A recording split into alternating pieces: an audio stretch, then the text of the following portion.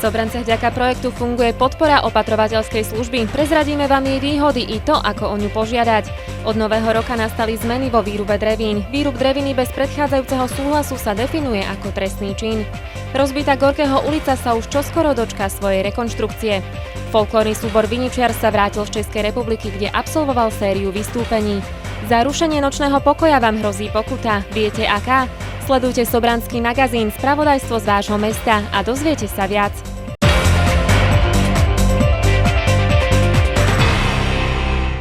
Mesto Sobrance sa zapojilo do národného projektu podpory opatrovateľskej služby. Jeho cieľom je umožniť občanom s ťažkým zdravotným postihnutím alebo nepriaznivým zdravotným stavom zotrvať vo svojej rodine s náležitou odbornou pomocou. Mesto projekt spustilo od 1. júna 2014 so zámerom zvýšiť dostupnosť opatrovateľskej služby v regióne. Vďaka tomu sa samospráve podarilo získať finančné prostriedky na mzdové zabezpečenie novovytvorených pracovných miest opatrovateľov. V rámci tohto projektu máme zamestnaných 2 opatrovateľov.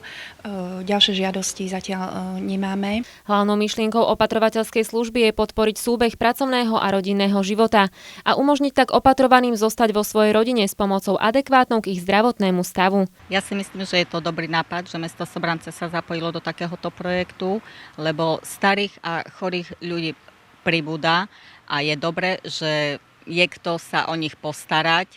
Mesto dáva do pozornosti, že o podporu opatrovateľskej služby môžete v prípade záujmu požiadať aj naďalej. Počet opatrovateľov nie je obmedzený, preto je možné zo strany obyvateľov v prípade potreby a záujmu podať si žiadosť o posúdenie sociálnej odkázanosti na Mestskom úrade u pani inžinierky Gregušovej, ktorá je sociálnou pracovníčkou a poskytne ďalšie informácie a rady, ako postupovať. Dôležitou pomocou pre rodiny zapojené do tohto projektu je kompenzovaná mzda pre opatrovateľa, vďaka čomu rodina v takejto situácii nestratí čas príjmu z rodinného rozpočtu. Nie každý si môže v dnešnej dobe akože nechať to zamestnanie a ostať bez príjmu alebo s jedným príjmom.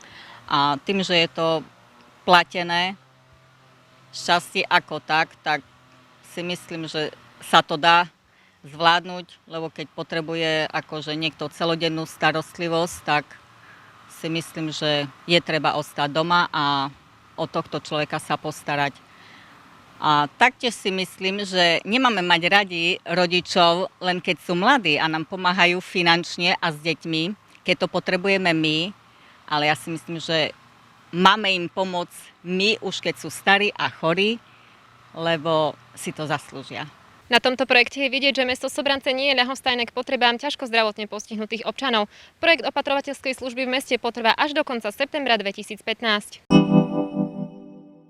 Od 1. januára tohto roku vstúpili do platnosti dôležité zmeny v zákone o ochrane prírody a krajiny týkajúce sa výrubu drevín.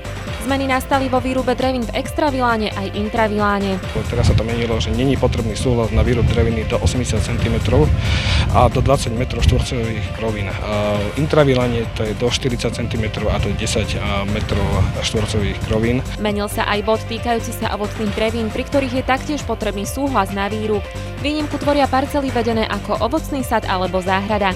V prípade, ak občania nepožiadajú o tento výrub, dopúšťajú sa trestného činu. A ako o tento súhlas požiadať? Je potrebné, aby doložili žiadosť, o ktorej musí byť doložený aj list vlastníctva, vlastne kde preukazuje vlastnícky vzťah alebo vlastne súhlas vlastníka pôdy a následne na to musí byť doložená kopia katastrálnej mapy a zaplatený správny poplatok. Rozbitá a zanedbaná Gorkého ulica v Sobranciach sa konečne dočka svojej rekonštrukcie. Jej havarijný stav má mesto v pláne riešiť v nasledujúcich týždňoch. Problémová Gorkého ulica sa podľa plánu schváleného mestským zastupiteľstvom mala rekonštruovať už oveľa skôr. V roku 2007 mestské zastupiteľstvo prijalo a schválilo vlastne poradovník ciest mestskej komunikácie v rámci mesta Sobrance, ktoré boli v najhoršom stave. Boli tam zaradené ulice, ulica Holého, ulica 1.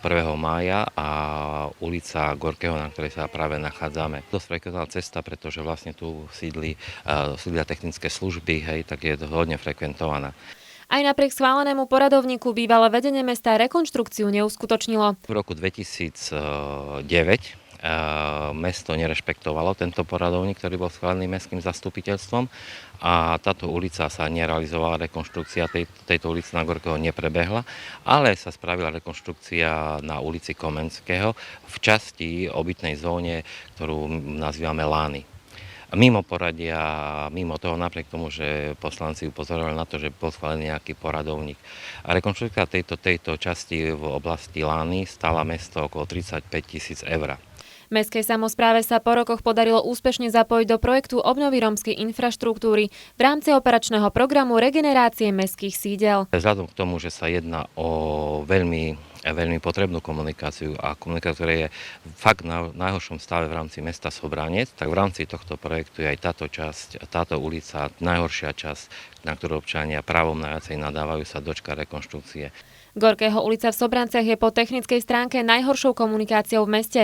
Zároveň z dôvodu sídla technických služieb na tejto ulici je aj veľmi frekventovanou. Jej oprava je preto medzi obyvateľmi vítaná. Chvála Bohu konečne, lebo to už nenormálne. Deti tadiaľ chodia do školy, auta, no všetko je to rozbité. Je to dobre, hej, sme radi, že už bude opraveno. S rekonštrukčnými prácami mesto plánuje začať v najbližších týždňoch. Mesto dofinancuje túto časť a plus časť na ulici Michalovskej je sumou 70 000 eur z mestského rozpočtu. Nie je to v rámci úveru, ale hľadali sme na mestskom úrade zdroje, možno kde sa dá ešte šetriť, tak sme prišli k tejto sume, ktorú potrebujeme na dofinancovanie tejto časti, tejto lokality, ktorú nerobila dobré meno mestu Sobrance. Okrem Gorkého ulice mesto Sobrance v týchto dňoch realizuje opravu infraštruktúry ciest aj na úsekoch ulic Michalovska a Holého. Realizácia týchto prác potrvá do konca augusta tohto roka. Samospráva mesta dáva do pozornosti všeobecné záväzné nariadenie mesta o určení pravidel času predaja v obchode a času prevádzky služieb na území mesta Sobrance. Nariadenie má pomôcť najmä nespokojným občanom, ktorých ruší hluk z nočných podnikov.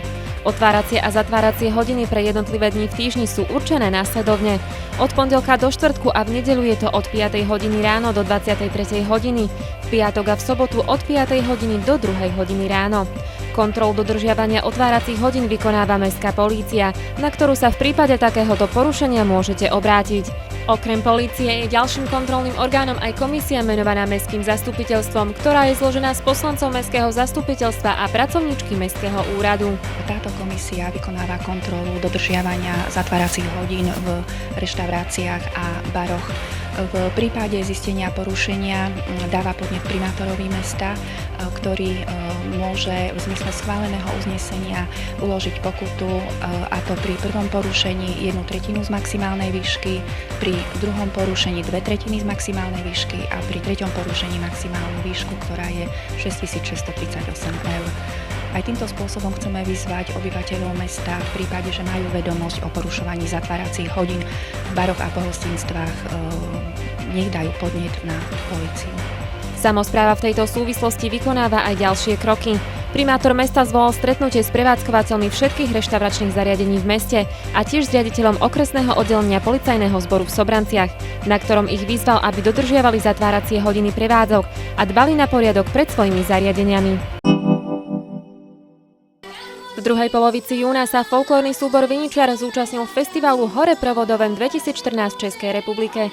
Náš domáci súbor tu absolvoval sériu vystúpení, v ktorých prezentoval rôzne folklórne oblasti Slovenska.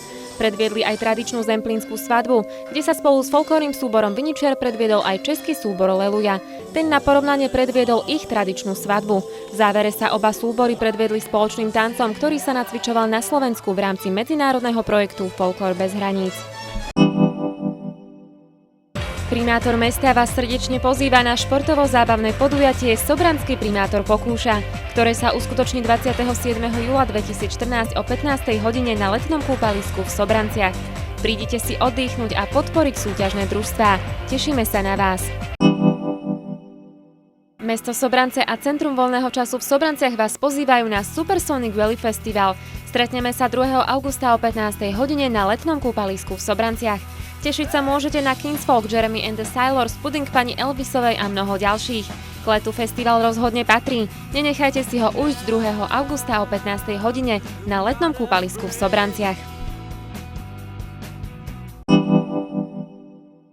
Sobranský magazín, spravodajstvo z vášho mesta pripravujeme aj na budúci týždeň. Dozviete sa v ňom, ako dopadli majstrovstvá mesta v plážovom volejbale, či to, koľko eur mesačne stojí samosprávu odchyt túlavých psov. Sledujte nás aj na budúce. Dovidenia.